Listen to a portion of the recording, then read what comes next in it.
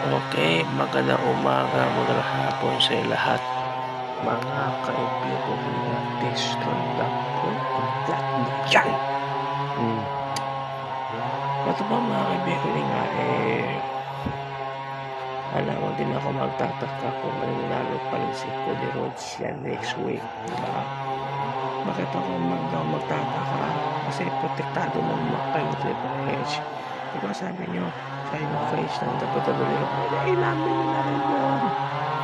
Kaya ang tanong ko sa iyo mga kaibigan, pang de-defend mo si Sami, hindi naman yung defend naman nila.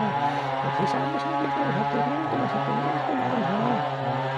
It could be zero defense na po talaga yan. So, ano ba maasa ko sa WWE? Wala na eh. Wala na ako maaasahan sa inyo. Hindi ko naman kayo makabili. Yes, alam ko, kahit na sabi natin, hindi na material, yung kay Sami Zayn ngayon, nakaswerte sa kasi tayo at nawalas lang sa atin yung mababalin.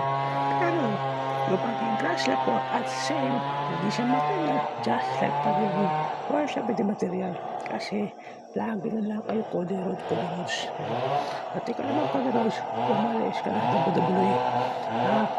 I'm not agree with you. Bumalik na WWE. You frankly.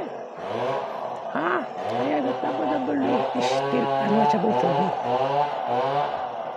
Kung hindi lang magbago yung sistema nyo, baka naman siguro mag-usunto na lang sa Triple H. Yun lang ang nahilin ko.